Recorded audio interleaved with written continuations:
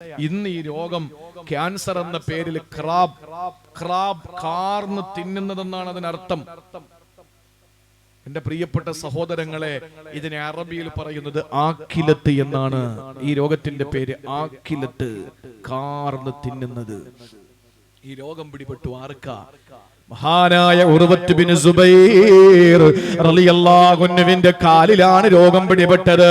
ആ സമയത്ത് മഹാനവറുകൾക്ക് കാല് മുറിച്ചു മാറ്റണമെന്ന വിധി വരികയാണ്. ഭിഷഗ്വരന്മാര് കാല് മുറിച്ചു മാറ്റണമെന്ന് പറയുമ്പോ മഹാനായ ഉർവത്ത് ബിൻ സുബൈർ റളിയല്ലാഹു അൻഹു പറഞ്ഞു, ഇല്ല, ഈ കാൽ അല്ലാഹുവിന്റേതാണ്, എന്റേതല്ല.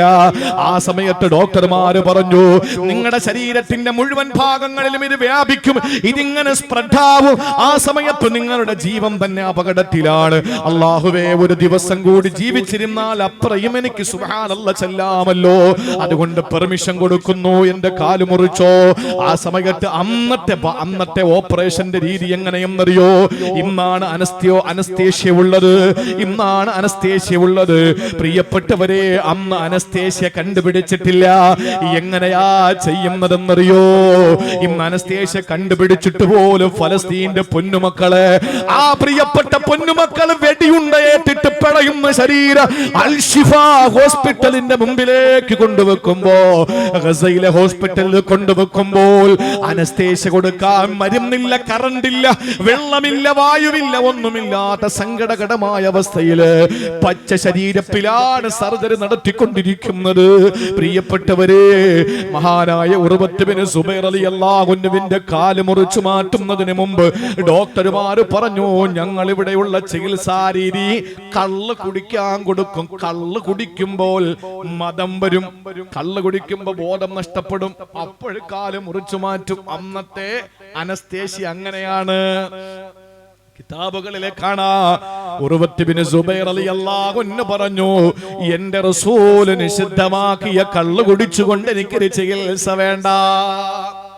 കള്ളിന്റെ പിന്നാലെ, മയക്കുമരുന്നിന്റെ പിന്നാലെ പോകുന്ന ചെറുപ്പക്കാരാ, റബിഉൽ അവ്വലിലെ നബിദിന റാലി പോലെ എത്രയോ ചെറുപ്പക്കാരെ കള്ളു കുടിച്ചിട്ടാ. ഇത് പറഞ്ഞാലും മുജാഹിദാവോ ജമാഅത്തെ ഇസ്ലാമിയാവോ, അങ്ങനെയെങ്കിൽ കള്ളു കുടിച്ചും കൊണ്ട് നബിദിനാഘോഷം നടത്തുന്ന, നബിദിന റാലി നടത്തുന്ന, നബിദിന സന്ദേശ റാലി നടത്തുമ്പോൾ കള്ളു കുടിച്ചുകൊണ്ട് നടക്കുന്നത് തെറ്റാണ് എന്ന് പറയുമ്പോ, അത് ജമാഅത്തെ ഇസ്ലാമിയാണെങ്കിൽ 1000 വട്ടം ഞാൻ അത് തന്നെയാണ്. പക്ഷേ റസൂലുള്ളാഹി സ്വല്ലല്ലാഹു അലൈഹി വസല്ലമ തങ്ങളുടെ പേരിലുള്ള നബിദിന റാലിയിൽ പോലെ കള്ളു കുടിക്കുന്ന ചെറുപ്പക്കാരാ, നബിതങ്ങളോടുള്ള സ്നേഹം ആകാശം മുട്ട മാനം മുട്ട ബോക്സ് വെച്ച് കെട്ടലല്ല, കളർ ബൾബുകൾ ദാനിക്കലല്ല. ഏതാണ് റസൂലുള്ളാഹിയോടുള്ള സ്നേഹമെന്നറിയോ? അള്ളാന്റെ ഹബീബ് നിഷിദ്ധമാക്കിയ കള്ളു കുടിച്ചുകൊണ്ട് എന്റെ ചികിത്സ വേണ്ട എന്ന് ധൈര്യത്തോടെ വിളിച്ചു പറഞ്ഞ ഈമാനിന്റെ ഏറ്റവും വലിയ പ്രതീകമായ മഹാനായ ഉർവത്ത് ബിൻ സുബൈർ റളിയല്ലാഹു അൻഹു. പ്രിയപ്പെട്ടവരെ, ചിന്തിച്ചു നോക്കണേ. ആ ഉർവത്ത് ബിൻ സുബൈർ റളിയല്ലാഹു തആല അൻഹുവിന്റെ കാല് മുറിക്കണമെന്ന തീരുമാനം വരുമ്പോ, കാല് മുറിക്കാൻ പിന്നെ ഈ മദ്യം കൊടുത്തിട്ട്, മദ്യം കഴിച്ചിട്ട്, ആ മദ്യം കുടിച്ചിട്ട് ബോധം നഷ്ടപ്പെടുമ്പോഴാണ് ആ കാല് മുറിച്ചു മാറ്റുക. ഒരിക്കലും അനുവദിക്കാത്ത സമയം വന്നപ്പോ പിന്നെ എങ്ങനെയാണെന്ന് ചോദിച്ചപ്പോൾ, പച്ച ശരീരത്തിൽ നിന്ന് കാല് മുറിച്ചു മാറ്റുന്നത് സഹിക്കാൻ പറ്റാത്ത വേദനയാണ്. മഹാനായ ഉർവത്ത് ബിൻ സുബൈർ തങ്ങൾ പറഞ്ഞിരുന്നെന്നറിയോ? എന്നാ ഞാനൊരു പരിഹാരം പറയാ. അത് മറ്റൊന്നുമല്ല, ഞാൻ കൈയൊന്ന് കെട്ടട്ടെ, 2 റക്അത്ത് നിസ്കരിക്കട്ടെ. ആ നമസ്കാരം നിർവഹിക്കുമ്പോൾ നിങ്ങൾ എന്റെ കാല് മുറിച്ചു മാറ്റുമോ ഞാൻ അറിയൂല. ശാരീരികമായൊരു വേദന വന്നപ്പോ തന്റെ കാല് മുറിച്ചു മാറ്റാൻ കൈകെട്ടി നിസ്കരിക്കുകയാ. ആലോചിക്കണേ, സംഭ്രമം. പള്ളിയിൽ ഒരാൾ നടന്നു വന്നപ്പോൾ ഏതോ ഒരു റബ്ബറിന്റെ ഇടയിൽ നിന്ന് ആളുകൾ ഓടിക്കൂടി അവനെ തല്ലിച്ചതച്ചു. അത് മനുഷ്യൻ അറിയാതെ വന്നതുകൊണ്ട് ടെൻഷനില്ല, കിട്ടി അടിക്ക് വേദനയേ ഉള്ളൂ. പക്ഷേ ശത്രുക്കൾ വന്നപ്പോൾ നമ്മൾ പറഞ്ഞു, ഞാൻ സംഭ്രമം പള്ളി കയറി നിസ്കാരത്തിന് കൈകെട്ടും, അപ്പോഴും നിങ്ങൾ അടിച്ചോ എന്ന് പറഞ്ഞാൽ ആലോചിച്ച് നോക്കിയേ. കയ്യെട്ടി കഴിഞ്ഞാൽ പിന്നെ ചിന്ത മൊത്തത്തിൽ ഇതായിരിക്കും. റുക്കൂയിലാണോ അടി, സുജൂദിലാണോ അടി, നിൽക്കുമ്പോഴാണോ അടി, ഇരിക്കുമ്പോഴാണോ അടി, ഇതല്ലേ നമ്മുടെ മനസ്സിലുള്ള ചിന്ത. മഹാനായ ഉർവത്ത് ബിൻ സുബൈർ റളിയല്ലാഹു അൻഹു പറയുന്നു, ഞാൻ കൈയങ്ങ് കെട്ടാൻ നിങ്ങൾ കാല് മുറിച്ചോ? കൈ കെട്ടി കാല് മുറിച്ചു. സലാം വീട്ടിയിട്ട് നോക്കുമ്പോ ഒരു കാലില്ല. അൽഹംദുലില്ലാ, അല്ലാഹുമ്മ ലക്കൽ ഹംദ്, ലക്കൽ ഹംദ്, നിനക്കാണ് സർവസ്തുതി അല്ലാഹ്. എനിക്ക് 4 അവയവങ്ങൾ തന്നു. അല്ലദീ അഅതൈതനി അർബഅത അളാഇൻ, അല്ലാഹുവേ 4 അവയവങ്ങൾ എനിക്ക് തന്നു, 2 കൈയും 2 കാലും.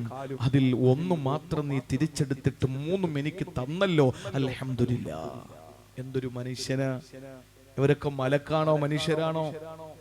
കൂടെണ്ടായിരുന്ന മോൻ, ആ പ്രിയപ്പെട്ട മകൻ ഒട്ടകത്തിന്റെ കാലിന്റെ അടി കൊണ്ട് മരിച്ചുപോയി. ആ സമയത്ത് മഹാനവറുകൾ പറയാ, അല്ലാഹുവേ നീ എനിക്ക് 6 മക്കളെ തന്നു, 1 തിരിച്ചെടുത്തു, ബാക്കിയുള്ളതിനെ തിരിച്ചെനിക്ക് തന്നല്ലോ. അൽഹംദുലില്ലാ. നമ്മുടെ വിഷയം അതല്ല.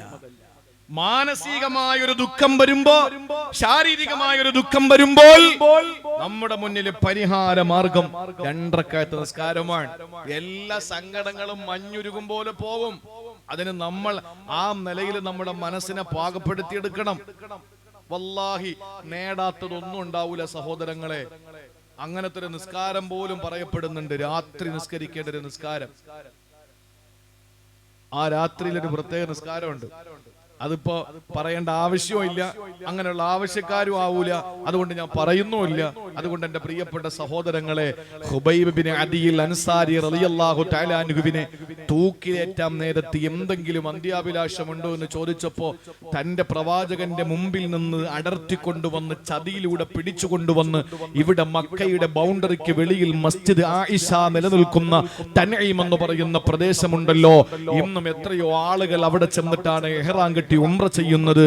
ആ തൻഈമിൽ വെച്ച് തൂക്കിലേറ്റാൻ നേരത്ത് മനസ്സ് കൊണ്ട് തളർന്നുപോയി. എന്റെ റസൂലിന്റെ മുന്നിൽ നിന്ന് പിടിച്ചുകൊണ്ടുവന്നത് ചതിയിലൂടെയാണല്ലോ.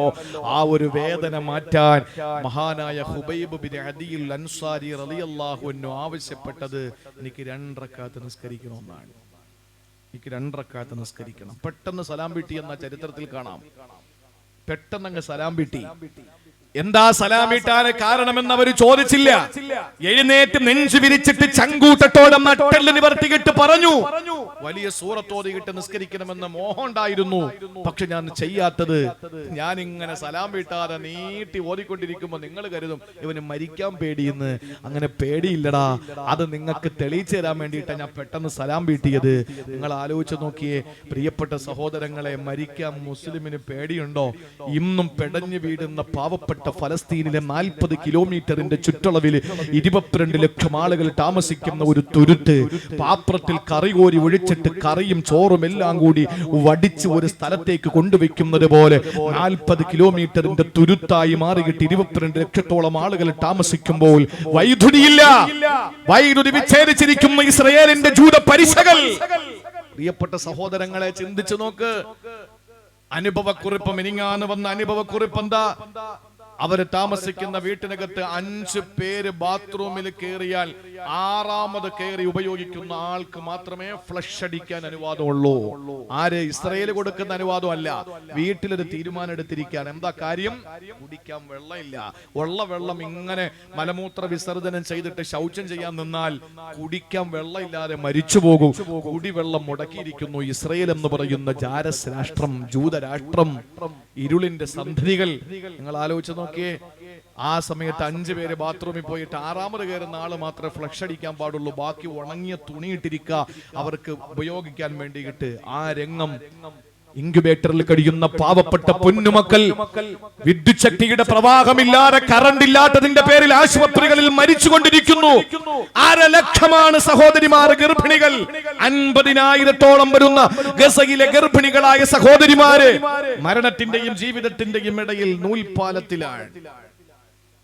ഓക്സിജൻ കൊടുക്കേണ്ടി വരുന്ന വൃദ്ധന്മാരായ രോഗികൾക്ക് ഓക്സിജൻ കിട്ടുന്നില്ല. കാരണം അവർക്ക് അതിനുള്ള സൗകര്യങ്ങൾ നിഷേധിക്കപ്പെട്ടിരിക്കുന്നു. ആ സമയത്ത് സഹോദരങ്ങളെ, നമുക്ക് ഫലസ്തീൻ മക്കളോടൊപ്പം നിൽക്കാൻ കഴിയണം.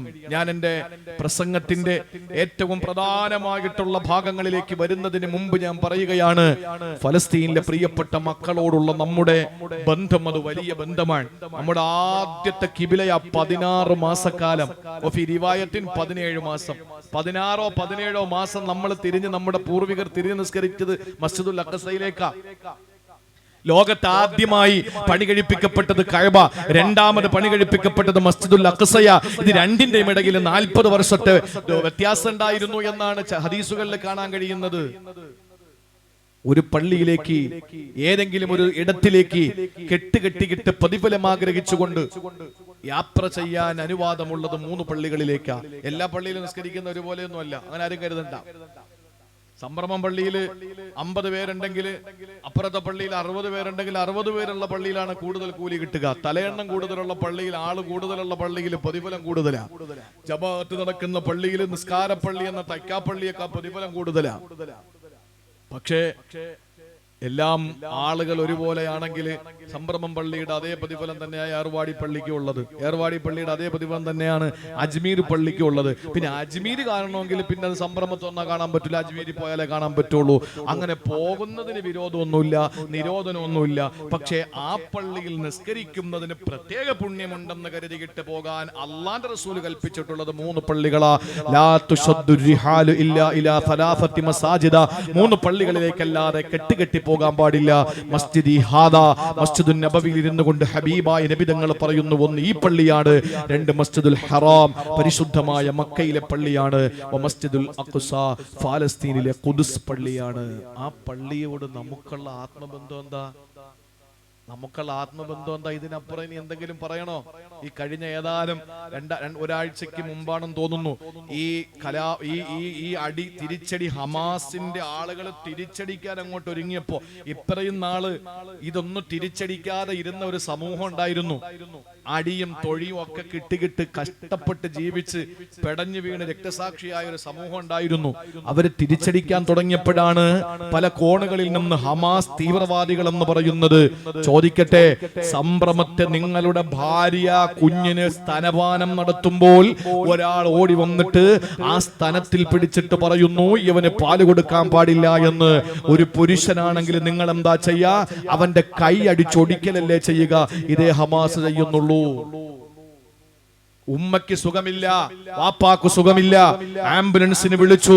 ആംബുലൻസ് സംഭ്രമം പള്ളിയുടെ മുറ്റത്ത് ചീറിപ്പാഞ്ഞു വന്നു.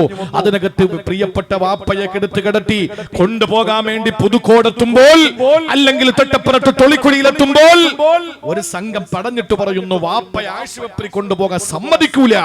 ചാടി ഇറങ്ങിട്ട് അവനെ ഉന്തിത്തള്ളി മാറ്റിക്കിട്ട് നമ്മൾ വാഹനം വിട്ടു പോകൂലേ? ഇതല്ലേ ഹമാസ് ചെയ്യുന്നുള്ളൂ? പ്രിയപ്പെട്ട സഹോദരങ്ങളെ, പ്രതിരോധിക്കാനും തിരിച്ചടിക്കാനും അവർ ശ്രമിച്ചപ്പോഴാണ് ഇതിനു മുമ്പ് പെടഞ്ഞു വീണ 10,000-കണക്കിന് മക്കളുടെ ജീവന് വിലയില്ലായിരുന്നു. ഇവർ തിരിച്ചടിച്ച് ഏതൊക്കെയോ ഇസ്രയേലിന്റെ ജൂതരാഷ്ട്രത്തിന്റെ ജാരസന്തതികൾ ഏതൊക്കെയോ ചത്തുപോയപ്പോൾ അതിനെ ഭീകരവാദം എന്ന് ആക്ഷേപിക്കുന്ന, വിമർശിക്കുന്ന ചില ആളുകളുണ്ട്. അത് കേരളത്തിലും ഉണ്ട്, ഇന്ത്യയിൽ കൂടുതലും ഉണ്ട്. ഞാൻ പറയുന്നത് പ്രിയപ്പെട്ട സഹോദരങ്ങളെ, ആ കൂട്ടത്തിൽ ഒരു വൃത്തികെട്ടവൻ ഒരു പോസ്റ്റ് ഇട്ടിരിക്കാൻ. എന്താ പോസ്റ്റ് ഇട്ടെന്നറിയോ? വളരെ രസകരമായ ഒരു പോസ്റ്റാ. ഒരു 3 നില കെട്ടിടത്തിലേക്ക് കയറി പോകുന്ന ഒരു സ്റ്റെയർ. ആ സ്റ്റെയർ മാത്രം ഇരിക്കുന്നു, ബാക്കി 4 ഭാഗം ഒക്കെ തകർത്തിരിക്കുന്നു. അപ്പൊ ഈ കക്ഷി എന്ത് ചെയ്തിരിക്കുന്നു? ഈ ഫോട്ടോ എടുത്തിട്ട് തന്റെ ഫേസ്ബുക്കിൽ ഇട്ടിട്ട് അതിന്റെ ക്യാപ്ഷൻ കൊടുത്തിരിക്കുന്നത് ഇസ്രയേലിന്റെ ചുണക്കുട്ടികൾ ഹമാസിന്റെ എല്ലാം തകർത്തു, ഇനി അവശേഷിക്കുന്നത് ഹൂറികളെ കാണാനുള്ള സ്റ്റെയർ മാത്രമാണ് എന്ന്. ആലോചിച്ച് നോക്കിയേ, എവനൊക്കെ എന്താ ചെയ്യേണ്ടത്? ഞാൻ ആ പറഞ്ഞ വൃത്തികെട്ടവന്റെ എഴുത്തിൽ നിന്നുകൊണ്ട് പറയുന്നു, അതെ, ഒരു സംശയമില്ല, ഞങ്ങളുടെ ഹബീബ് ഹൂറികളെ പരിചയപ്പെടുത്തിയത് കാശ്മീരിലുള്ള ഹൂറികളെയല്ല, സ്വർഗത്തിലുള്ള ഹൂറികളെയാ. ആ സ്വർഗം എന്ന് പറയുന്നത് 7 ആകാശങ്ങൾക്ക് മുകളിലാണ്. അള്ളാഹുവിന്റെ സ്വർഗത്തിലേക്ക് പോയാലേ ഹൂറികളെ കിട്ടുള്ളൂ. ആ സ്വർഗം കാണാൻ പോയ യാത്രയുടെ പേര് മേറാജ് എന്നല്ലേ? ആ മേറാജ് എവിടെ നിന്നാ റസൂലുള്ളാഹിയെ കൊണ്ടുപോയത്? 7 ആകാശങ്ങളെ കീറി മുറിച്ചിട്ട് ആകാശപാത സ്വർഗത്തിലേക്ക് റോദയിലേക്ക് ഒരുക്കിയത് കഅബാലയത്തിന്റെ മുകളിലായിരുന്നില്ലടോ. മദീനത്തുൻ നബവിയുടെ മസ്ജിദുൻ നബവിയുടെ അവിടെ ഇമാമായിരുന്നത് യഹ്യാ നബിയല്ലേ? നിങ്ങൾ ആലോചിച്ച് നോക്ക്. ഫലസ്തീൻ എത്ര മനോഹരമായിരുന്നു. ഈസാ നബി വരെയുള്ള മുഴുവൻ പ്രവാചകന്മാരുടെയും വാസസ്ഥലം. അല്ലാഹ് പറഞ്ഞത് അല്ലദീ ബാറക്നാ ഹൗല, ചുറ്റും ബറക്കത്തുള്ള സ്ഥലമെന്ന. എന്താ? മഹാന്മാരായ പ്രവാചകന്മാരുടെ വീട്, അവരുടെ മരണശേഷം ഖബർ ഷരീഫ്, ഇതൊക്കെ അതിന്റെ ചുറ്റുവട്ടത്താണ്. നല്ല ഭരണമായിരുന്നു, നല്ല നിലയിലായിരുന്നു. പിന്നീട് ജാലൂത്ത് എന്ന് പറയുന്ന ഒരു വൃത്തികെട്ടവൻ വന്നു, ഭരണം നടത്തി ഫലസ്തീനെ ഇല്ലാതാക്കി. ആ സമയത്ത് ത്വാലൂത്ത് എന്ന് പറയുന്ന നല്ല ഭരണാധികാരിയെ ദാവൂദ് നബി അലൈഹിസ്സലാം ഇറക്കി വിട്ടിട്ട് ജാലൂത്തിനെ പരാജയപ്പെടുത്തി വീണ്ടും അതിനെ നന്നാക്കി. കാലങ്ങൾ കഴിഞ്ഞുപോയി പ്രിയപ്പെട്ട സഹോദരങ്ങളെ. അങ്ങനെ കഴിഞ്ഞു വന്നു. ഒരു റോമൻ സാമ്രാജ്യത്തിന്റെ ഒരു അധിപൻ അവിടെ ഭരണം നടത്തുന്ന സമയത്താണ് വീണ്ടും അതിനെ തിരിച്ചു പിടിച്ചത്, അങ്ങോട്ട് കൊണ്ടുപോയി. മഹാനായ പ്രവാചകൻ ഉസാമത്ത് ബിൻ സൈദിനെയും ശേഷം ഉമറുൽ ഫാറൂഖ് തങ്ങൾ മഹാനായ അബൂ ഉബൈദ ബിൻ ജറാഹ് റളിയല്ലാഹു അൻഹുവിലൂടെയും അതിനെ തിരിച്ചു പിടിച്ചു. ശേഷം കാലങ്ങൾ കഴിഞ്ഞുപോയി. കുരിശ് യുദ്ധത്തിൽ അവർ വീണ്ടും തിരിച്ചു പിടിച്ചു. സലാഹുദ്ദീൻ അയ്യൂബി അത് വീണ്ടും തിരിച്ച് ഇങ്ങോട്ട് പിടിച്ചു. അങ്ങനെ നിൽക്കുമ്പോഴാണ് ഒരു നേരത്തെ ഭക്ഷണം കഴിക്കാൻ വകയില്ലാതെ പിറന്ന മേനിയില് ഒരു നൂൽ ബന്ധം പോലും ഇല്ലാതെ ആളുകൾ ആട്ടി ഓടിച്ചിട്ട് അവസാനം ഗതിയില്ലാതെ പരഗതിയില്ലാതെ ഖുർആൻ പറഞ്ഞതുപോലെ അലൈഹിമുൽ ദില്ലത്തു വൽ മസ്കന, പരഗതിയും നിർഗതിയും ഇല്ല, പരഗതിയും കയറിക്കിടക്കാടവും ഭക്ഷണവുമില്ലാതെ ഓടി നടന്നിരുന്ന ഒരു സമൂഹത്തിന് ഫലസ്തീനിലെ പ്രിയപ്പെട്ട മക്കള് പിടിച്ചു കിടത്തി പായ വിരിച്ചിട്ട് ഭക്ഷണം കൊടുത്തു, വെള്ളം കൊടുത്ത് 7 പതിറ്റാണ്ടുകൾ പിന്നിടുമ്പോൾ അത് തങ്ങളുടെ രാഷ്ട്രമാണ് എന്ന വാദം ഈ ഇസ്രയേൽ നടത്തിക്കൊണ്ടിരിക്കുമ്പോ അല്ല എന്ന് ഫലസ്തീൻ മക്കൾ മുറവിളി കൂട്ടുമ്പോ, പ്രിയപ്പെട്ടവരെ, ഇന്ത്യക്കാരായ നമ്മൾ, നമുക്ക് മുസ്ലിമീങ്ങളായ നിലയിലും ഇന്ത്യക്കാരായ നമ്മളും നിൽക്കേണ്ടത് ഫലസ്തീനോടൊപ്പം അല്ലേ? ഇപ്പൊ നിൽക്കുന്നത് ആരോടൊപ്പമാണ്? ഇന്നത്തെ റിപ്പോർട്ട് വന്നിരിക്കുന്നത് ഫലസ്തീൻ വിരുദ്ധ വാർത്തകൾ ഏറ്റവും കൂടുതൽ വരുന്നത് ഇന്ത്യയിൽ നിന്നാണത്രേ. ഫലസ്തീൻ വിരുദ്ധ പോസ്റ്ററുകളും അതുപോലെ വാർത്തകളും ഏറ്റവും കൂടുതലും വരുന്നത് ഇന്ത്യയിൽ നിന്നാണത്രേ. ഒന്ന് ആലോചിച്ച് നോക്കിയേ. കഷ്ടപ്പെടുത്തപ്പെടുന്ന, അത് വിവരിക്കാൻ സമയമില്ല. സമയമുണ്ടെങ്കിൽ തന്നെ അത് ഞാൻ അർഹനുമല്ല, എന്നെ കൊണ്ട് അതിന് കഴിയേയില്ല. പൊന്നുമക്കള് പീഡിപ്പിക്കപ്പെടുന്ന രംഗം. ഓരോ വെടിയൊച്ച കേൾക്കുമ്പോഴും ഇതാണോ എന്റെ തലയിൽ അടുത്ത വെടിയാണോ എന്ന് ചിന്തിച്ചിട്ട് പൊന്നുമക്കൾ നിൽക്കുക. ഇസ്രയേലികൾ പറയുന്നു, ജൂതന്മാര് പറയുന്നു, ഞങ്ങൾക്കുള്ളതാണ് ഫലസ്തീൻ എന്ന്. എങ്ങനാടാ നിങ്ങൾക്ക് ഉണ്ടാവുക? ഇബ്രാഹിം നബി അലൈഹിസ്സലാം 40 കൊല്ലം മുമ്പ് ഇസ്മായിൽ നബിയുടെ കൈ പിടിച്ചിട്ട് കഅബ ഉണ്ടാക്കി. 40 കൊല്ലത്തിന് ഇപ്പുറം ഇബ്രാഹിം നബി ഇസ്ഹാഖ് നബിയുടെ കൈ പിടിച്ചിട്ട് ബൈത്തുൽ മുഖദ്ദസ് ഉണ്ടാക്കി. ആ ഇസ്ഹാഖ് നബി അലൈഹിസ്സലാം എന്ന ഇബ്രാഹിം നബിയുടെ മോൻ, ആ ഇസ്ഹാഖ് നബി അലൈഹിസ്സലാം കല്യാണം കഴിച്ചൊരു കുഞ്ഞുണ്ടായി. ആ കുഞ്ഞിന്റെ പേര് ഹിബ്രു ഭാഷയിൽ ഇസ്രയേൽ എന്നാണ്. ആ ഇസ്രയേൽ എന്ന് ഹിബ്രു ഭാഷയിൽ, അറബിക്ക് അതിനർത്ഥം അബ്ദുള്ള എന്നാണ്. അബ്ദുള്ളയും ഇസ്രയേൽ എന്ന് പറഞ്ഞാൽ നിങ്ങൾക്ക് മനസ്സിലാവൂല. മനസ്സിലാകുന്ന ഭാഷയെ പറഞ്ഞാൽ ഇസ്ഹാഖ് നബിയുടെ മോന്റെ പേര് യാക്കൂബ് എന്ന. ആ യാക്കൂബ് നബിക്ക് 12 മക്കള്. ആ 12 മക്കളെയും പരമ്പരയും പറയുന്നത് ബനു ഇസ്രയേൽ എന്നാണ്. ഇസ്രയേൽ എന്ന് പറഞ്ഞ യാക്കൂബ് നബിയുടെ പേരാണ്. ആ യാക്കൂബ് നബിയുടെ പരമ്പരയിൽ ഒരു മകന്റെ പേരിൽപ്പെട്ടതാണ് യഹൂദി വംശം. ആ യഹൂദികൾ ഇപ്പൊ പറയാണ് ഞങ്ങൾക്കുള്ളതാണ് ഫലസ്തീൻ എന്ന്. അതെങ്ങനാടാ? നിങ്ങളുടെ ഒക്കെ വാപ്പയായ യാക്കൂബ് നബി അലൈഹിസ്സലാമിന്റെ വാപ്പയായ ഇസ്ഹാഖ് നബിയുടെ വാപ്പയായ ഇബ്രാഹിം നബിയുടെ മണ്ണല്ലേ അത്? അല്ലേ? ആലോചിച്ചു നോക്കിയേ. ഇബ്രാഹിം നബി അലൈഹിസ്സലാമിന്റെ സന്തത സഹചാരികൾ, ഇബ്രാഹിം നബിയുടെ സന്താന പരമ്പരകളെ പറ്റി അവര് ഫലസ്തീന്റെ മക്കൾ, ആ ഫലസ്തീന്റെ പ്രിയപ്പെട്ട മക്കളെ പറ്റിയിട്ട് പറയാ, ഇത് നിങ്ങളെ ഇവിടെ നിന്ന് അവസാനത്തെ ആളിനെ ഓടിച്ചിട്ട് ഇന്നിപ്പോ ഇരട്ട പൗരത്വം കൊടുക്കാൻ 2 പാസ്പോർട്ടാണ് ജൂതവെറിയന്മാർക്ക്, വംശവെറിയന്മാർക്കുള്ളത്. എന്തിനാണ്? അവിടെ വന്നിട്ടൊരു ജൂതരാഷ്ട്രം കെട്ടിപ്പടുത്താൻ വേണ്ടിയിട്ട്. പക്ഷേ പ്രകൃതി പോലും ഇവർക്ക് എതിരാകുമെന്ന് ഞങ്ങളെ പഠിപ്പിച്ചത് ഹബീബ. പ്രകൃതി പോലും എതിരാകും. അവസാന നിമിഷം വരുമ്പോൾ ഈ ജൂതന്മാരും മുസ്ലിമീങ്ങളും തമ്മിൽ യുദ്ധം നടക്കും. ഫലസ്തീനും ഇസ്രയേലും തമ്മിൽ യുദ്ധം നടക്കും. ആ സമയത്ത് ഇസ്രയേലികൾ ഓടി ഒളിച്ചിട്ട് മരത്തിന്റെയും വൃക്ഷത്തിന്റെയും കല്ലുകളുടെയും പിന്നിൽ ഒളിക്കും. അന്ന് പ്രകൃതി പോലും മുസ്ലിമിനെ വിളിക്കും, യാ അബ്ദുല്ലാ യാ മുസ്ലിം തആൽ ഖൽഫി യഹൂദിയുൻ ഫഖ്തുലു. കൊന്നുകളയടോ, എന്റെ പുറകിൽ ഒരു യഹൂദി ഒളിച്ചിരിക്കുക. ഈ കാണുന്ന മരങ്ങൾ, എല്ലാ മരങ്ങളും വിളിച്ചു പറയുമെന്ന് നബി മുഹമ്മദ് മുസ്തഫ ഇല്ലൽ ഗർഖദ് മരം ഒഴിച്ച് ഫഇന്നഹു മിൻ ഷജരിൽ യഹൂദ്, അത് യഹൂദികളുടെ മരമാണ്. പ്രിയപ്പെട്ട സഹോദരങ്ങളെ, ഞാൻ പറഞ്ഞു വന്നത് കഷ്ടപ്പെടുത്തപ്പെടുന്ന നമ്മുടെ പ്രിയപ്പെട്ട ഫലസ്തീൻ മക്കൾ, ആ മക്കൾക്ക് വേദനകൾ വരുമ്പോ ആ വേദനയോടൊപ്പം നമ്മൾ നിൽക്കണ്ടേ? നമ്മുടെ മനസ്സിന്റെ ഉള്ളറകളിൽ സങ്കടം വന്നാൽ ഖുബൈബ് റളിയല്ലാഹു അൻഹുവിന് സങ്കടം വന്നതുപോലെ ഞാൻ പെട്ടെന്ന് സലാം വീട്ടിയത് മരിക്കാൻ എനിക്ക് പേടിയില്ല എന്ന് അറിയിക്കാൻ വേണ്ടിയിട്ടാന്ന് പറഞ്ഞ ഖുബൈബ് തങ്ങളുടെ അനുയായികളാ ഇന്ന് ഫലസ്തീനിൽ പെടഞ്ഞു വീഴുന്നത്. അവർക്ക് പേടിയില്ല, അവർക്ക് ഒരു ഭയവും ഇല്ല. അതുകൊണ്ട് പ്രിയപ്പെട്ടവരെ, നമസ്കാരം എന്ന് പറയുന്ന ഇബാദത്ത് നമ്മളെ സർവ്വ തിന്മകളിൽ നിന്നും രക്ഷപ്പെടുത്തും, മാനസികമായ എല്ലാ വിഷമങ്ങളിൽ നിന്നും മാറ്റി നിർത്തും, ശാരീരികമായ എല്ലാ വിഷമങ്ങളിൽ നമ്മളെ മാറ്റി നിർത്തും. പക്ഷേ ഈ നമസ്കാരം നമുക്ക് വാങ്ങിത്തരുന്നത് സ്വർഗം മാത്രമല്ല. ഈ നമസ്കാരം നമുക്ക് വാങ്ങിത്തരുന്നത് അല്ലാഹുവിന്റെ സ്വർഗം മാത്രമല്ല. എന്തുകൊണ്ടെന്നറിയോ? സ്വർഗം നമുക്ക് തരാൻ നമസ്കാരം തന്നെയാണ്. അല്ലാഹ് പറഞ്ഞല്ലോ, അല്ലദീന ഹും ഫീ സലാത്തിഹിം ഖാശിഊൻ വല്ലദീന ഹും അലാ സ്വലവാതിഹിം യുഹാഫിളൂൻ. നമസ്കാരത്തിന് രണ്ട് കാര്യങ്ങളാ വേണ്ടത്. സ്വർഗം വേണോ? നമസ്കാരം കൊണ്ട് സ്വർഗം വാങ്ങണോ? എന്നാൽ ആ നിസ്കാരത്തിന് രണ്ട് കാര്യങ്ങളാ വേണ്ടത്. ഏതൊക്കെയാണെന്നറിയോ? അല്ലാഹ് പറയുന്നു, അല്ലദീനഹും ഫീ സലാത്തിഹിം ഖാശിഊൻ. ഒന്നാമത്തേത് നിസ്കാരത്തിൽ ഉണ്ടാകേണ്ട ഖുശൂഅ, രണ്ടാമത്തേത് വല്ലദീനഹും അലാ സലവാതിഹിം യുഹാഫിളൂൻ. നമസ്കാരത്തിലുള്ള സൂക്ഷ്മതയാ. ഒന്ന് ഖുശൂഅാണ്, മറ്റൊന്ന് അല്ലാഹുവിന് വേണ്ടി നിസ്കരിക്കാനുള്ള നമ്മുടെ സൂക്ഷ്മതയാണ്. അല്ലാഹ് പറയുന്നു, ഉലൈക ഹുമുൽ വാരിസൂൻ അല്ലദീന യരിസൂനൽ ഫിർദൗസ ഹും ഫീഹാ ഖാലിദൂൻ. അല്ലാഹുവിന്റെ ഖുർആൻ പറയുന്നു, പ്രിയപ്പെട്ടവരെ, പരിശുദ്ധമായ നമസ്കാരത്തിൽ ഉണ്ടാകേണ്ട രണ്ട് ക്വാളിറ്റി ഉണ്ട്. ഏതൊക്കെയാ? ഒന്ന്, അല്ലദീനഹും ഫീ സലാത്തിഹിം ഖാശിഊൻ. അത് ഖുശൂആണ്. ഇത് നിസ്കാരത്തിന് മുമ്പല്ല വേണ്ടത്, കൈകെട്ടുന്നത് മുതൽ സലാം വീട്ടുന്നത് വരെയാ. ഖുശൂ വേണ്ടത് കൈകെട്ടിയത് മുതൽ അല്ലാഹുവിന്റെ മുന്നിൽ സുജൂദ് ചെയ്ത് സലാം വീട്ടുമല്ലോ. അസ്സലാത്തു മുഫ്തതഹത്തും ബിത്തക്ബീരി വ മുഖ്തതമത്തും ബിത്തസ്ലീമി.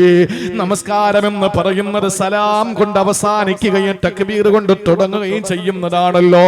അത് ഹിയ അഖ്വാലും വ അഫ്ആൽ, അത് ചില വാക്കുകളും പ്രവൃത്തികളുമാണല്ലോ. ഇത് പണ്ട് മുതലേ മദ്രസയിൽ പഠിച്ചതാ. ഈ നമസ്കാരത്തിന് കൈകെട്ടുന്നത് മുതൽ സലാം വീട്ടുന്നത് വരെ വേണ്ടത് എന്താണ്? ഖുശൂഅ. ഇത് സൂറത്തുൽ മുഅ്മിനൂൻ എന്ന അധ്യായത്തിൽ അല്ലാഹ് പറഞ്ഞതാ. പക്ഷെ കൈകെട്ടുന്നതിന് മുമ്പുണ്ടാകേണ്ട ഒരു സംഗതിയുണ്ട്. വല്ലദീനഹും അലാ സലവാതിഹിം യുഹാഫിളൂൻ. അത് നമസ്കാരത്തെ സൂക്ഷിക്കുന്ന കാര്യമാ. ഇത് വേണ്ടത് നിസ്കാരത്തിന് മുമ്പാണ്. ഈ പറയുന്നത് നിസ്കാരം കൈകെട്ടി സലാം വീട്ടുന്നത് വരെ വേണ്ടത് ഖുശൂആണ്. മഹാനായ പ്രവാചകൻ സല്ലല്ലാഹു അലൈഹി വസല്ലമ തങ്ങൾ പറഞ്ഞല്ലോ, എനിക്ക് ഏറ്റവും ഇഷ്ടപ്പെട്ടത് ഹുബ്ബിബ ഇലയ്യ തീബു വന്നിസാ. എനിക്ക് ഏറ്റവും ഇഷ്ടപ്പെട്ടത് സുഗന്ധദ്രവ്യങ്ങളും എന്റെ പ്രിയപ്പെട്ട ഭാര്യമാർ. വജുഇലതു ഖുറത്തു ഐനി ഫിസ്സലാ. നമസ്കാരത്തിൽ കൈകെട്ടുമ്പോൾ എന്റെ കണ്ണിന് ആനന്ദമാ, കുളിർമയാ. അത് നിസ്കാരത്തിന്റെ ആ അകക്കാമ്പ് തൊട്ടറിയുന്നവർക്ക് അല്ലാഹ് കൊടുക്കുന്നതാ. അതുകൊണ്ട് വേണം പ്രിയപ്പെട്ടവരെ, കൈകെട്ടുന്നത് മുതൽ സലാം വീട്ടുന്നത് വരെ.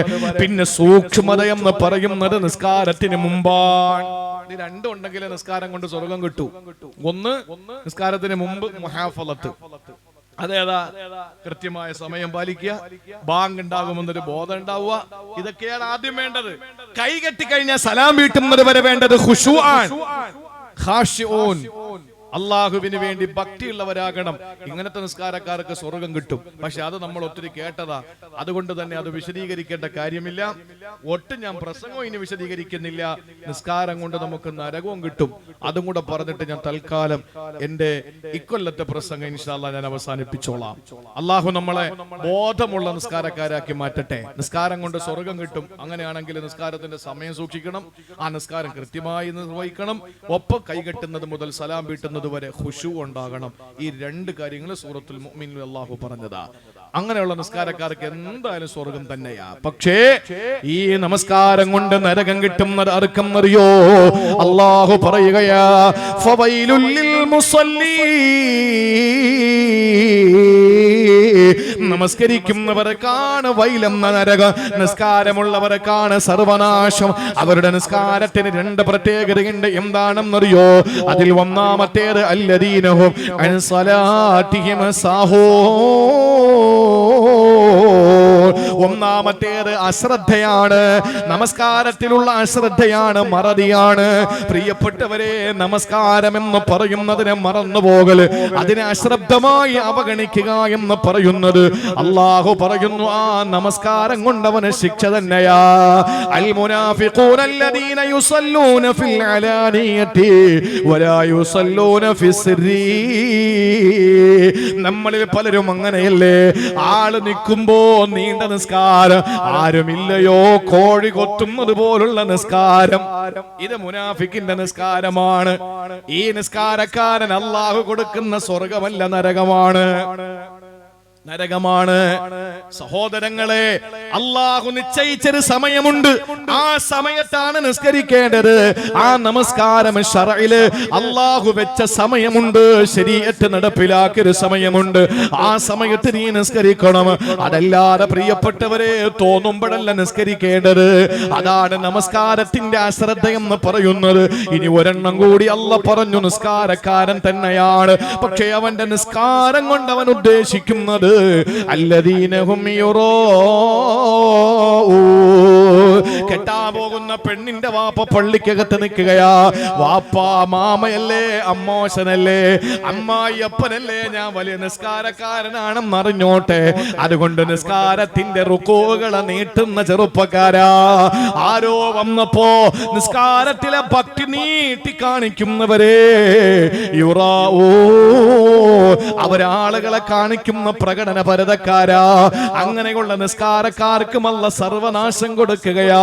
പ്രിയപ്പെട്ടവരെ, നമസ്കാരം അതിന് കൃത്യമായ അല്ലാഹു കിതാബ് മൗഖൂത്താക്കി ഒരു ബന്ധിതമായ സമയമുണ്ട്. ആ സമയത്തിന്റെ അപ്പുറത്തേക്ക് നിസ്കാരത്തെ കൊണ്ടുപോകാൻ നമ്മളാളല്ല. ഒരു നിമിഷം ചിന്തിച്ചു നോക്ക്, സൂര്യൻ എപ്പോഴാണ് ഉദിക്കുന്നത്? ആ സൂര്യൻ ഉദിക്കുന്ന സമയത്താണ് സുബഹി അല്ല വെച്ചത്. സൂര്യൻ ഉദിക്കുന്നതിന് മുമ്പ് സുബഹി നിസ്കാരം വെച്ചു. എന്താ അതിന്റെ ഹിക്മത്ത് എന്നറിയോ? ഇമാം റംലി റഹിമഹുല്ല പറഞ്ഞ ഒരൊറ്റ കാര്യം കൂടി ഞാൻ പറഞ്ഞവസാനിപ്പിക്കാം. പ്രിയപ്പെട്ടവരെ, ഒരു മനുഷ്യന്റെ ജനനം മുതൽ അവന് മരണപ്പെട്ട് ആഖിറത്തിൽ പോകുന്നത് വരെയാണ് 5 നേരത്തെ നിസ്കാരം സൂചിപ്പിക്കുന്നത്. മനസ്സിലാക്കി എടുക്കണേ. ഒരു മനുഷ്യന്റെ ജനനം എങ്ങനാണ്? അവനവന്റെ ഉമ്മയുടെ ഉദരത്തിൽ നിന്ന് ഉദിക്കുകയാ. അതേ, സൂര്യൻ ഉദിക്കുന്നതിന് മുമ്പ് ആ സുബഹി നിസ്കാരം ഒരു മനുഷ്യന്റെ ജനനത്തെ സൂചിപ്പിക്കുകയാ. എന്റെ ഉപ്പമാരെ, ഉമ്മമാരെ, സുബഹി നിസ്കാരം നിങ്ങളുടെ ജനനത്തെയാണ് അല്ലാഹു സൂചിപ്പിച്ചത്. അത് കഴിഞ്ഞ് നിങ്ങൾ ശൈശവത്തിൽ നിന്ന് ബാല്യത്തിലേക്ക് വന്നു. ആ ബാല്യത്തിൽ നിന്ന് കൗമാരത്തിലേക്ക് വരുന്നത് പോലെ ഈ സൂര്യൻ ഉദിച്ചതിന് ശേഷം ഇങ്ങനെ സമയം കഴിഞ്ഞ് പ്രിയപ്പെട്ടവരെ, ഉച്ച നേരം എത്തുകയാ. സൂര്യൻ നേരെ തലയുടെ മുകളിൽ വരികയാ. അപ്പോഴും നിങ്ങളെ നിഴല് കാണാൻ പറ്റൂല. അത് കാലിനടിയിലേക്ക് പോവുകയാ. വീണ്ടും അത് പടിഞ്ഞാറോട്ട് തെറ്റുമ്പോഴാണ് ലൊഹറിന്റെ സമയമാവുക. ആ ലൊഹറിന്റെ സമയത്ത് നിങ്ങൾ നോക്ക്, സൂര്യൻ അതിന്റെ താപം വിസർജിക്കുമ്പോ ശരീരം അതാ ചോര തിളയ്ക്കുകയാ. വിയർപ്പ് കണങ്ങളെ ശരീരത്തിലൂടെ പുറത്തു വരികയാ. അത് മഹാന്മാരായ റംലിമാമിനെ പോലുള്ള മഹത്തുക്കൾ പറയുകയാണ്, ഒരു മനുഷ്യന്റെ യൗവനത്തെ സൂചിപ്പിക്കുന്നതാണ് ലൊഹർ എന്ന് പറഞ്ഞാൽ സൂര്യന്റെ ചൂടേറ്റുകൊണ്ട് രക്തം തിളയ്ക്കുന്ന ഒരു സമയമാണല്ലോ. അതേപോലെ മനുഷ്യ ശൈശവത്തിൽ നിന്ന് സുബഹി നിന്റെ ജനനത്തെ സൂചിപ്പിച്ച് നീ അവിടെ നിന്ന് ശൈശവം കഴിഞ്ഞ് ബാല്യം കഴിഞ്ഞ് കൗമാരം കഴിഞ്ഞ് നീ കടന്നു വന്ന യൗവനത്തിലാണ് നിന്റെ ചോര തിളയ്ക്കുന്നത്. അപ്പോഴാണ് നിന്റെ തിളപ്പിന്റെ സമയം. അതാണ്, അത് ലൊഹറാണ് പ്രിയപ്പെട്ട ചെറുപ്പക്കാരാ. അത് കഴിഞ്ഞിട്ട് വീണ്ടും ആ സൂര്യന് പടിഞ്ഞാറേക്ക് ഇങ്ങനെ വളയുകയാണ്, കുനിയുകയാ. നേരത്തെ പോലെ ചൂടില്ല, നേരത്തെ പോലെ തന്നെ സൂര്യന്റെ പ്രകാശവുമില്ല. ഇപ്പൊ ഇതാ ഒരു ചെറിയ വെട്ടം മാത്രമേ ഉള്ളൂ. എന്നാലും ചെറിയ വെട്ടമല്ല, പക്ഷേ ചൂട് കഠിനമല്ല, എന്നാലും ചൂടുണ്ട് താനും. പ്രിയപ്പെട്ടവരെ, അത് ഇങ്ങനെ പടിഞ്ഞാറേക്ക് കുനിയുമ്പോഴാണ്, അത് നിന്റെ വാർദ്ധക്യമാണ് മോനെ, അത് നിന്റെ വാർദ്ധക്യമാണ്. അസർ, ആ സമയത്താണ് പള്ളിയിൽ അസറിന് ബാങ്ക് കൊടുക്കുക, അത് നിന്റെ വാർദ്ധക്യമാണ്. പഴയ പോലുള്ള കാഴ്ച നിനക്ക് പിടിക്കുന്നില്ല, പഴയതുപോലുള്ള ആരോഗ്യം നിനക്കില്ല, നിനക്ക് നന്നായിട്ട് നടക്കാനും പറ്റുന്നില്ല. അത് നീ നിന്റെ സൂര്യന് പടിഞ്ഞാറേക്ക് കുനിഞ്ഞു വളഞ്ഞതുപോലെ നീയും വളഞ്ഞിരിക്കുകയാണ്. ഉച്ചക്കുള്ള തിളപ്പും ചൂടും പ്രകാശവും ഇപ്പോഴില്ല. അതുപോലെ പണ്ടത്തെ യൗവന സമയത്തുള്ള കാര്യങ്ങളൊന്നും നിനക്കിപ്പോ അറിയാൻ പറ്റുന്നില്ല. അലാലൈത ശബാബ യഊദു യൗമാ ഫഉഖ്ബിറുഹു ബിമാ ഫഅലൽ മശീബു. യുവത്വം മടങ്ങി വന്നാൽ വാർദ്ധക്യം എന്നോട് ചെയ്ത നരകനോട് ചെയ്തതെല്ലാം ഞാൻ അതിനോട് പറയുമെന്ന് പറഞ്ഞതുപോലെ സൂര്യൻ തിരിച്ചിങ്ങോട്ട് വരില്ല, യൗവനം തിരിച്ച് വാർദ്ധക്യത്തിൽ നിന്ന് യൗവനത്തിലേക്ക് വരില്ല. പ്രിയപ്പെട്ടവരെ, അസർ കഴിഞ്ഞു, സൂര്യൻ പടിഞ്ഞാറ് ചക്രവാളത്തിൽ അസ്തമിക്കുകയാ. ചെറിയ വെട്ടമുണ്ട്, എന്നാലും തീരെ ചൂടൊന്നുമില്ല. പൊന്നുമോനെ, അത് മഗ്‌രിബിന്റെ സമയമാണ്. മഗ്‌രിബിന് പള്ളിയിൽ വരുമ്പോ മുന്നിൽ നിൽക്കുന്ന ആളുകളെ കാണാം, സൂര്യൻ അസ്തമിച്ചെങ്കിലും നിനക്ക് ചെറിയ വെട്ടമുണ്ട്. ഇതൊരു മനുഷ്യന്റെ മരണമാ. സൂര്യന് ഉദിക്കുന്നത് അവന്റെ ജനനമാണെങ്കിൽ സൂര്യന് പടിഞ്ഞാറൻ ചക്രവാളത്തിൽ അസ്തമിക്കുന്നത് അത് നിന്റെ മരണം തന്നെയാണ്. മഗ്‌രിബ് നിന്റെ മരണമാണ് മോനെ. പക്ഷെ ആളുകൾ പറയുമല്ല, അവൻ ഉണ്ടായിരുന്നല്ലോ, അവൻ അങ്ങനെ ആയിരുന്നല്ലോ, അവൻ ഇങ്ങനെ ആയിരുന്നല്ലോ. ആളുകൾ നിന്നെ മറന്നിട്ടില്ല. ഏതുപോലെ മഗ്‌രിബായപ്പോഴും നീ സൂര്യന്റെ പ്രകാശത്തിന്റെ അരുണകിരണങ്ങൾ ഇങ്ങനെ നിനക്ക് നിന്നെ മുന്നിൽ നിൽക്കുന്ന ആളുകളെ കാണിച്ചു തരുമ്പോൾ മരണപ്പെട്ടു പോയാലും ആളുകൾ നിന്നെ പറ്റമറക്കുന്നില്ല. അത് കഴിഞ്ഞ് പ്രിയപ്പെട്ടവരെ, 1 മണിക്കൂർ 20 മിനിറ്റ് കഴിയുമ്പോൾ ഇശാ ആണ്. സൂര്യനെ പറ്റി എല്ലാവരും മറന്നു. ആ സൂര്യന്റെ പ്രകാശം തീരെ ഇല്ല, അത് ആഖിറമാ. എന്തുകൊണ്ടെന്നറിയോ? നീ മരണപ്പെട്ടതിന് ശേഷം നിന്നെ പറ്റി പറയുന്ന ആരും തന്നെ ഇല്ല. നിന്റെ വീട്ടിൽ കല്യാണം നടന്നു, പക്ഷെ നീ ആഖിറത്തിലാണ്, ഖബറിലാണ്. അവിടെ നിന്നെ പറ്റി ഒരു പറച്ചിലില്ല. എല്ലാം മറന്നു. നിന്റെ ഭാര്യയോ കെട്ടിപ്പിടിച്ചവൾ ചുംബനമതന്നില്ലേ, അവളന്യമെത്തയിൽ പെട്ടൊരത്ഭുതമല്ലേ. ഭർത്താവ് മരിച്ചു പോകുന്ന ഭാര്യ, ആ ഭാര്യ മറ്റൊരു തന്നെ വിവാഹിതയാവുകയാ. ഭർത്താവ് മരിച്ചു പോകുന്ന ഭാര്യ മാത്രമല്ല, ഭാര്യ മരിച്ചു പോകുന്ന ഭർത്താക്കന്മാര്, ആ ഭർത്താക്കന്മാരുടെ വിരിപ്പിൽ മറ്റൊരു ഭാര്യ വരികയാണ്. അതല്ലേ കവി പറഞ്ഞത്, കെട്ടിപ്പിടിച്ചവൾ ചുംബനമതന്നില്ലേ, അവളന്യമെത്തയിൽ പെട്ടൊരത്ഭുതമല്ലേ. അത്ഭുതമാണ്. അതെ, ആരും നിന്നെ പറയുന്നില്ല, പള്ളികളിൽ നിന്നെ പറയുന്നില്ല. പ്രിയപ്പെട്ട സഹോദരങ്ങളെ, വാപ്പ മരിച്ചുപോയി 40, 50, 60 കഴിഞ്ഞ പിന്നെ വീട്ടിൽ എന്ത് ഫംഗ്ഷൻ നടന്നാലും നിന്റെ വാപ്പയുടെ പേരാരും പറയുന്നില്ല. പക്ഷെ മരിച്ച 3 ദിവസം വരെ അല്ല, 7 വരെ അല്ല, 40 വരെ പറഞ്ഞു. ഓ, കഴിഞ്ഞ ആഴ്ച ഉണ്ടായിരുന്നു, കഴിഞ്ഞ മാസം ഉണ്ടായിരുന്നു, അല്ലാഹുവേ എത്ര പെട്ടെന്ന് എന്നൊക്കെ പറയും. ഏതുപോലെ മഗ്‌രിബിനെ നീ കണ്ട വെളിച്ചം, നിന്റെ മുമ്പിൽ ആളുകളെ കാണാൻ പറ്റുന്ന വെളിച്ചം, സൂര്യൻ അസ്തമിച്ചെങ്കിലും നിന്നതുപോലെ മരിച്ചപ്പോഴും ആളുകളുടെ മനസ്സിലുണ്ടായിരുന്നു. ഇന്ന് നീ പറ്റയില്ല, അത് ഇശായാണ്.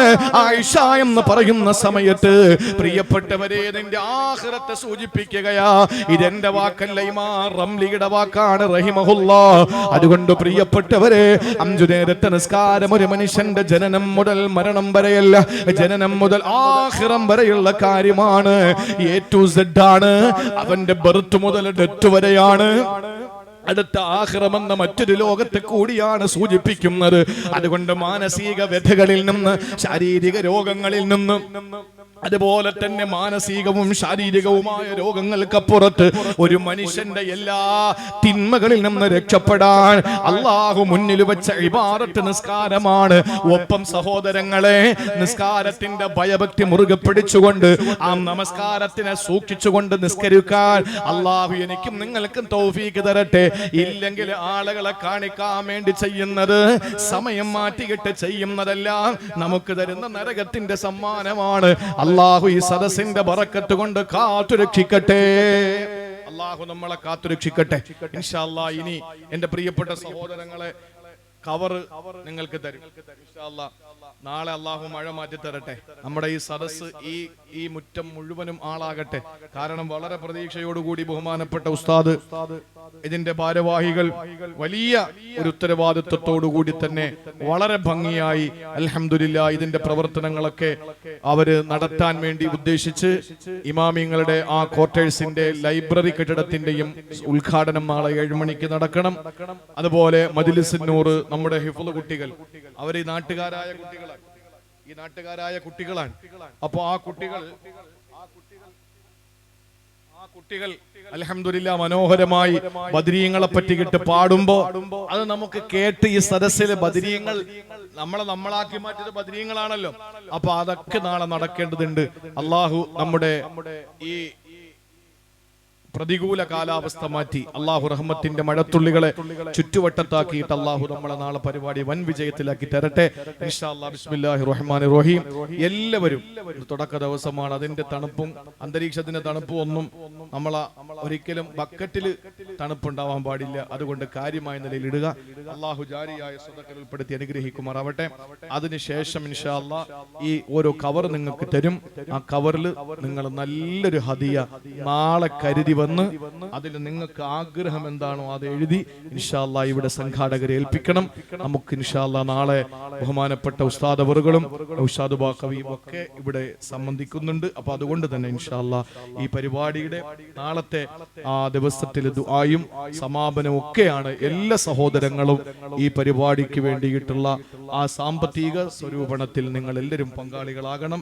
ബക്കറ്റ് കളക്ഷനിൽ കാര്യമായിട്ട് തന്നെ ഇട്ടോളി. അള്ളാഹു ബറക്കത്ത് ചെയ്യട്ടെ. നമ്മുടെ ആഗ്രഹങ്ങളൊക്കെ അള്ളാഹു സാധിപ്പിച്ചു തരട്ടെ ഇൻഷാ അല്ലാഹ്. ഈ കവർ എല്ലാവരും വാങ്ങിക്കൊണ്ടുപോയി എല്ലാവരും സഹായിക്കുന്ന അള്ളാഹു തൗഫീക്ക് നൽകട്ടെ. സമ്പത്ത് ഉണ്ടാവുക എന്നുള്ളത് വലിയ അനുഗ്രഹമൊന്നുമല്ല, അത് ചെലവഴിക്കാനുള്ള മനസ്സുണ്ടാവുക എന്ന് പറയുന്നത് വലിയ കാര്യമാണ്. അള്ളാഹു തൗഫീക്ക് തരട്ടെ. എല്ലാവരുടെ അനുഭവത്തോടു കൂടി ഇൻഷാ അല്ലാഹ് ദുആ ചെയ്യാണ്. ആ ദുആ കഴിഞ്ഞ് ഇൻഷാ അല്ലാഹ് എല്ലാവരും 3 സ്വലാത്ത് ചൊല്ലി നമുക്ക് പിരിഞ്ഞു പോകുമ്പോൾ ഇൻഷാ അല്ലാഹ് നമ്മുടെ ജീവിതത്തിൽ ഈ കേട്ട കാര്യങ്ങൾ അമല് ചെയ്യാൻ ആദ്യമായി എനിക്കും രണ്ടാമത് നിങ്ങൾക്കും അള്ളാഹു അതിന് തൗഫീക്ക് നൽകട്ടെ. അതിന് അള്ളാഹു റബ്ബുൽ ഇസ്സത്തിനോട് നിങ്ങൾ തേടുക. നമുക്ക് ഒരുമിച്ച് ദുആരക്കാം. അൽഹംദുലില്ലാഹി.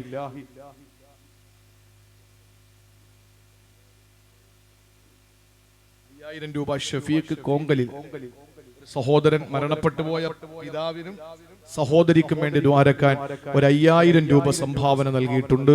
ഇൻഷാ അല്ലാഹ് നമുക്ക് ദുആരക്കാം. അൽഹംദുലില്ലാഹി റബ്ബിൽ ആലമീൻ. അല്ലാഹുമ്മ സ്വല്ലി അലാ സയ്യിദിനാ മുഹമ്മദ് വഅലാ ആലി സയ്യിദിനാ വമൗലാനാ മുഹമ്മദ്. ലാ ഇലാഹ ഇല്ലല്ലാഹുൽ അലീമുൽ ഹലീം. ലാ ഇലാഹ ഇല്ലല്ലാഹു റബ്ബുൽ അർശിൽ അലീം. ലാ ഇലാഹ ഇല്ലല്ലാഹു റബ്ബുസ് സമാവാതി വറബ്ബുൽ അർളി വറബ്ബുൽ അർശിൽ കരീം. യാ ഹയ്യു യാ ഖയ്യൂം ബിറഹ്മതിക നസ്തഗീസ്. അല്ലാഹുവേ കരുണയുള്ള തമ്പുരാനെ, ലോകത്തുള്ള ലക്ഷോപലക്ഷം ജനങ്ങളെ പക്ഷപാതമില്ലാതെ രക്ഷിക്കുന്ന ശിക്ഷിക്കുന്ന രക്ഷക, കരുണക്കടലായ കാരുണ്യവാനായ അല്ലാഹുവേ, സാധുക്കളായ ഞങ്ങളുടെ ദുആകളെ സ്വീകരിക്കണേ അല്ലാ. പടച്ചവനെ, ചോദിക്കാൻ നിന്നോട് മാത്രമേ ഞങ്ങൾക്ക് കഴിയുള്ളൂ തമ്പുരാനെ. ഞങ്ങൾക്ക് നീ മാത്രമേ അവലംബമായി ആലംബമായി ആശ്രയമായി ഉള്ളൂ തമ്പുരാനെ. നിനക്ക് ഞങ്ങളല്ലാത്ത ലക്ഷോപലക്ഷം കോടിക്കണക്കിന് ദാസന്മാരുണ്ട് തമ്പുരാനെ. അല്ലാഹുവേ, ഞങ്ങൾ എണ്ണി പറയാ ഞങ്ങളുടെ കയ്യിൽ അമലുകൾ നന്നേ കുറവാ. അല്ലാഹുവേ പടച്ചവനെ, ഞങ്ങളുടെ പാപങ്ങൾ കടലിന്റെ നുരയേക്കാൾ അധികമാണ്. പക്ഷെ ഇന്ന് വരെ ഈ ശിരസ് നിന്റെ മുന്നിലല്ലാതെ ഒരു മഖ്ലൂക്കിന്റെ മുന്നിലും കുനിച്ചിട്ടില്ല അല്ലാ. നിന്റെ നേരെയല്ലാതെ ഞങ്ങളുടെ കരങ്ങൾ നീട്ടിയിട്ടില്ല തമ്പുരാനെ. ആ ഒരു പരിഗണനയിൽ ഞങ്ങളുടെ ദുആകളെ നീ സ്വീകരിക്കണേ അല്ലാ. ഇതുവരെ ഞങ്ങൾ ചെയ്ത എല്ലാ പാപങ്ങളും നീ പുറത്തു തരണേ അല്ലാ. ഞങ്ങളുടെ മാതാപിതാക്കൾ, ഭാര്യ, സന്താനങ്ങൾ, ഞങ്ങളുടെ ഉസ്താദുമാർ, ഞങ്ങളെ സഹായിച്ചവർ, പടച്ചവനെ ദുആ കൊണ്ട് വസിയത്ത് ചെയ്തവർ, ഇവിടെ ഒരുമിച്ച് കൂടിയവര്, ഞങ്ങളുടെ പ്രിയപ്പെട്ടവർ മരണപ്പെട്ടു പോയവര് ജീവിച്ചിരിക്കുന്നവര് മുസ്ലിം ഉമ്മത്തിന്റെ മുഴുവൻ പാപങ്ങളും നീ പൊറുക്കണേ അല്ലാ. ഇനി ജീവിച്ചിരിക്കുന്ന ഞങ്ങൾക്ക് പാപമില്ലാത്ത നല്ല ജീവിതം തരണേ അല്ലാ. നിനക്ക് പൊരുത്തമുള്ള കാര്യങ്ങൾ ചെയ്യാൻ ഞങ്ങൾക്ക് തൗഫീഖ് തരണേ അല്ലാ. മരണപ്പെട്ടു പോയ ഞങ്ങളുടെ പ്രിയപ്പെട്ടവർക്ക് നീ പൊറുത്തു കൊടുക്കണേ അല്ലാ. മഗ്ഫിറത്ത് കൊടുക്കണേ അല്ലാ. മർഹമത്ത് കൊടുക്കണേ അല്ലാ. ആരോരുമില്ലാത്ത ഖബറിന്റെ ഏകാന്തതയിൽ പടച്ചവനെ അവര് കാത്തിരിക്കുന്നത് മഴ കാത്തിരിക്കുന്ന വേഴാമ്പലിന്റെ കളകൂജനം പോലെയാ അല്ലാഹുവേ. ജീവിച്ചിരിക്കുന്നവരുടെ ഒരു സലാം, ഒരു ദുആക്ക് വേണ്ടി കാത്തിരിക്കുമ്പോ ഞങ്ങളുടെ പ്രിയപ്പെട്ടവർക്ക് വേണ്ടി ഞങ്ങൾ ചോദിക്കുന്ന തേട്ടം നീ കബൂലാക്കണേ അല്ലാ. അവരുടെ ഖബറുകളെ വിശാലമാക്കി സ്വർഗ്ഗ പൂങ്കാവനമാക്കണേ അല്ലാ. ആ സാധുക്കളായ ഞങ്ങളുടെ പ്രിയപ്പെട്ടവര് റബ്ബേ, ഞങ്ങളുടെ ഉസ്താദുമാരുണ്ട്, ഞങ്ങളുടെ പ്രിയപ്പെട്ട മാതാപിതാക്കളിൽ പലരുമുണ്ട് യാ അല്ലാ. ഞങ്ങളുടെ വേണ്ടപ്പെട്ടവരുണ്ട്, ഞങ്ങൾ പലരുടെയും മക്കളുണ്ട്, സഹോദരിമാരുണ്ട്, ഭാര്യമാരുണ്ട്, ഭർത്താക്കന്മാരുണ്ട് യാ അല്ലാ. അവരുടെ ഖബറുകൾ നീ വിശാലമാക്കണേ അല്ലാ. യാ അല്ലാ, അവർക്കും ഞങ്ങൾക്കും നിന്റെ സ്വർഗത്തിലിടം നൽകണേ റബ്ബേ. പടച്ചവനെ, ജീവിച്ചിരിക്കുന്ന ഞങ്ങൾക്ക് മാരകമായ രോഗങ്ങൾ തരല്ലേ അല്ലാ. ഭീകരമായ രോഗങ്ങൾ തരല്ലേ അല്ലാ. കൂട്ടിരിക്കുന്നവര് പോലും മരിച്ചെങ്കിലെങ്ങ് കൊതിക്കുന്ന രോഗങ്ങൾ തരല്ലേ അല്ലാ. ഞങ്ങളുടെ ശരീരങ്ങളെ കീറി മുറിക്കല്ലേ അല്ലാ. ഞങ്ങളുടെ മയ്യത്തുകളെ മറ്റുള്ളവരുടെ മുന്നിൽ കാണിക്കാൻ പറ്റാത്ത കോലത്തിലാക്കല്ലേ അല്ലാ. പടച്ചവനെ, ഞങ്ങളുടെ മയ്യത്തുകളെ കോലം കെടുത്തല്ലേ അല്ലാ. യാ അല്ലാ, പോസ്റ്റ്മോർട്ടം ചെയ്യേണ്ട മരണങ്ങൾ തരല്ലേ റബ്ബേ. കീറിമുറിക്കുന്ന രോഗങ്ങൾ തരല്ലേ റബ്ബേ. ശരീരത്തിന്റെ ഒരു അവയവങ്ങളെയും തിരിച്ചെടുക്കല്ലേ അല്ലാ. അതിന്റെ ശേഷി തിരിച്ചെടുക്കല്ലേ അല്ലാ. അതിന്റെ ആരോഗ്യം തിരിച്ചെടുക്കല്ലേ അല്ലാ. പടച്ച റബ്ബേ തമ്പുരാനെ, ഞങ്ങൾ ഓരോരുത്തരും സാമ്പത്തികമായി വളരെ കടങ്ങളിലാണ്, പ്രയാസത്തിലാണ്. അതെല്ലാം മാറ്റി സന്തോഷം ഞങ്ങൾക്ക് തരണേ അല്ലാ. ഞങ്ങളുടെ മനസ്സിന്റെ വേദനകളെ മാറ്റി തരണേ അല്ലാ. ഞങ്ങളുടെ മനസ്സിന്റെ വേദനകളെ മാറ്റി തരണേ അല്ലാ. പടച്ച റബ്ബേ, വിദേശത്തും സ്വദേശത്തും ആരെല്ലാം ജോലി ചെയ്യുന്നുണ്ടോ അവരുടെയൊക്കെ ജോലികളിൽ ബറക്കത്ത് കൊടുക്കണേ അല്ലാ. യാത്ര ചെയ്യുന്നവരാണ്, അപകടങ്ങളിൽ പെടുത്തല്ലേ അല്ലാ. ഷഫീഖ് എന്ന സഹോദരന്റെ വാപ്പയുടെയും പെങ്ങളുടെയും ഖബറിടങ്ങളെ നീ വിശാലമാക്കണേ അല്ലാ. ആ സ്വതക്ക സ്വീകരിച്ചുകൊണ്ട് ആ പ്രിയപ്പെട്ട സഹോദരന്റെ ജീവിതത്തിന്റെ പ്രയാസങ്ങൾ മാറ്റിക്കൊടുക്കണേ അല്ലാ. അല്ലാഹുവേ, പെടഞ്ഞു വീഴുന്ന ഫലസ്തീൻ മക്കൾക്ക് നീ രക്തസാക്ഷിത്വത്തിന്റെ കൂലി കൊടുക്കണേ അല്ലാ. അവിടെ പടച്ചവനെ, കരമാർഗം വ്യാമമാർഗവും പടച്ചവനെ, ഏതെല്ലാം നിലയിൽ എന്തെല്ലാം മോശമായ നിലയിലുള്ള സമീപനങ്ങൾ നടക്കുന്നുണ്ടോ അതിനൊക്കെ നീ അറുതി വരുത്തണേ അല്ലാ. അവരെ പിടിച്ചു കെട്ടണേ അല്ലാ. അവരെ പിടിച്ചു കെട്ടണേ അല്ലാ. അവരെ തകർത്തെറിയണേ അല്ലാ. അവരുടെ എല്ലാ സങ്കല്പങ്ങളെയും നീ തകർത്തെറിയണേ അല്ലാ. പടച്ചവനെ, പാവപ്പെട്ട മുസ്ലിം സഹോദരങ്ങളെ കടിച്ചു കീറി തിന്നുന്ന, അവരെ ചുട്ടരിക്കുന്ന, ബോംബിട്ട് കൊല്ലുന്ന പടച്ചവനെ, പാവപ്പെട്ട ഫലസ്തീൻ മക്കളെ എല്ലാ നിലയിലും കൊല ചെയ്തിട്ട് വെള്ളം നിഷേധിച്ച്, കറണ്ട് നിഷേധിച്ച്, എല്ലാ നിലയിലും അവരെ പാടുപെടുത്തുന്ന പാവപ്പെട്ട ഫലസ്തീൻ മക്കളെ കഷ്ടപ്പെടുത്തുന്ന ഇസ്രയേലിന്റെ ജാരസന്ധരികളെ നീ പിടിച്ചു കെട്ടണേ അല്ലാ.